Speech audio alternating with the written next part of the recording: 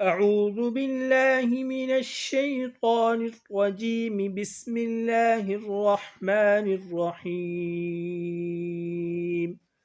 اللهم إنا نستعينك ونستغفرك ونؤمن بك ونتوكل عليك ونثني عليك الخير ونشكرك ولا نكفرك ونخلع ونترك من يفجرك.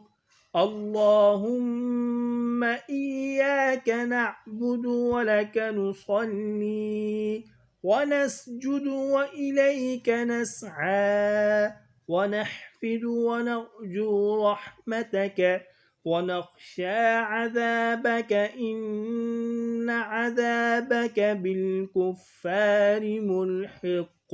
صدق الله العظيم.